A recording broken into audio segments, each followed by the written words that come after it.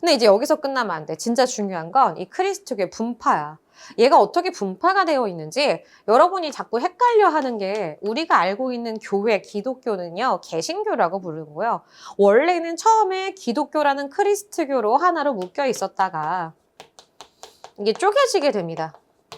어떻게 쪼개지게 되냐면 예전에 이제 로마 시대 때요. 원래는 크리스트교를 못 믿게 하다가 나중에 시간이 흐르면서 이 크리스트교를 어떤 한 황제가 믿게 되면서 전쟁에 승리를 하게 돼. 그래서 이제 우리나라 로마는 무조건 크리스트교 믿겠다라고 하게 됐는데 나중에 로마도 또 쪼개지게 됩니다. 그래서 로마의 수도가 막 이전하고 이거 중학교 때 많이 배웠을 거야. 그래서 우리 동로마 쪽과 서로마 쪽에 그런 사람들의 지역이 쪼개지게 되는데요. 동로마 쪽 애들은 어차피 황제가 여기 와서 살고 그 다음에 우리가 이제 정통이다 이런 정통성이 있었어. 근데 이제 문제는 서로마 애들은 얘네들이 누구랑 같이 살게 되냐면 저 북방에서 내려오는 게르만, 노르만 이런 애들이랑 같이 살게 돼. 근데 이제 문제가 생기는 거야. 얘네가 너무 야만스럽고 하니까 얘네들을 교화시켜야 되는데 이제 크리스트교를 가르쳐야 되는 거지. 그래서 너네 하나님이 있어, 예수님이 있어, 마리아가 있어. 그래서 우리 예수님 믿어야 돼. 막 이런 얘기를 하니까 마리아 어떻게 생겼어?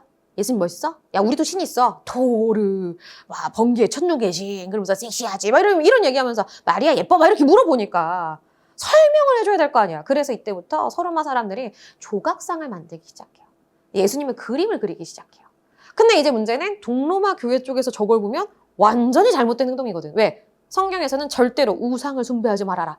그림이나 조각상을 만들지 말아라. 막 이런 얘기를 하는데 여기서 막 그런 걸 막 천지 막 이렇게 막 만들어놔가지고 막 이거 가서 기도하라고 하고 있으니까.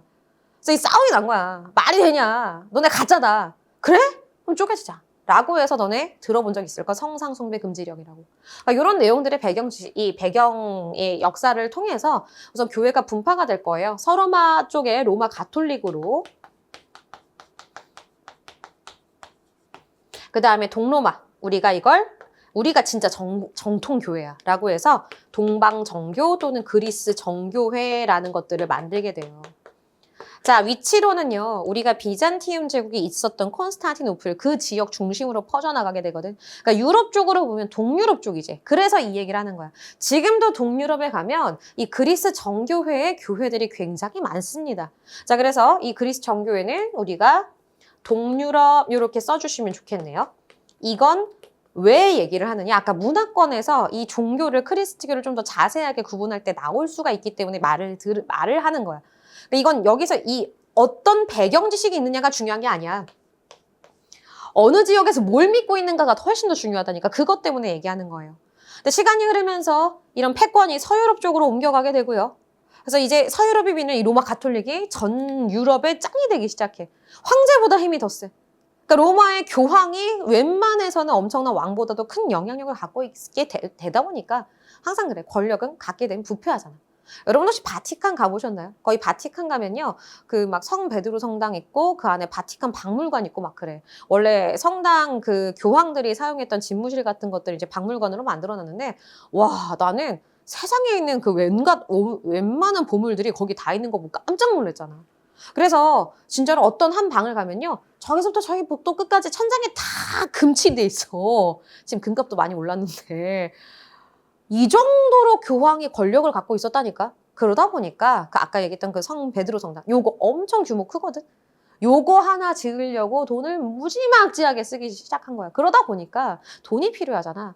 그러다 보니 이 로마 교회에서 이상한 걸 팔기 시작해. 바로 뭐죠? 면벌부, 면죄부라고 하죠. 이종이만 사봐. 너 지옥 갔던 영혼이 뾰로로롱 천국으로 갈 수 있어. 말이 돼요? 야, 하물며 종교 지도자가 이런 걸 팔면 안 되잖아. 무당도 아니고 이런 뭐 비하는 건 아니지만 근데 그래도 교회에서 이런 것들을 팔면 안 되는데 이런 걸 팔고 있으니까 이제 굉장히 분노했던 많은 이제 청렴한 신부님들이 종교를 개혁해야 한다라는 종교 개혁이 일어나요. 그러다 보니까 이제 로마 카톨릭이 부교와 신교로 쪼개지게 되는데 그래서 여러분이 지금 알고 있는 카톨릭이라고 하는 게 바로 구교예요. 카톨릭. 천주교죠. 그리고 이때 종교개혁으로 따로 파생되어 나온 게 바로 개신교. 여러분 주변에서 볼 수 있는 교회가 바로 이 개신교입니다. 그럼 이제 볼게요. 아까 내가 이 바티칸, 로마 교황의 본거지가 어디 있다 그랬지? 이탈리아 로마에 있다 그랬잖아. 그러니까 이 유럽 중에서도 남부 유럽이 가톨릭을 믿게 되는 거예요. 그래서 가톨릭은 남부 유럽에서 볼 수 있는 거고요. 자, 그 다음에 이 개신교 같은 경우에는 보통은 종교개혁이 우리 독일과 프랑스 이쪽으로 많이 퍼져나가기 시작하거든요. 그러면서 나중에 영국과 뭐 네덜란드 이렇게 상공업이 발달한 국가에서 개신교를 받아들입니다. 자, 그래서 서유럽. 근데 문제는 이 둘이 나중에 또 뭘 엄청나게 활동을 하냐면 식민 통치를 확보하기 위해서 엄청나게 다른 나라로 정복 전쟁을 하기도 하고요.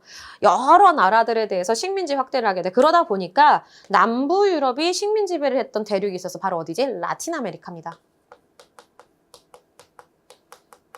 자, 서유럽은 주로 어디로 갔죠? 우선은 우리 앵글로 아메리카로 갈 거고요. 하나 더 있어요.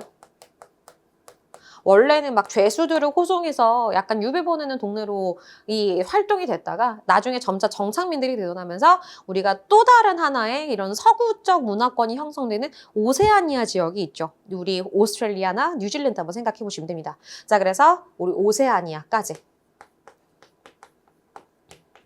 자, 이런 내용들로 크리스트교가 주로 분포하는 지역까지 확인하기 위해서 선생님 종교의 분파를 설명을 한 거예요. 자, 이제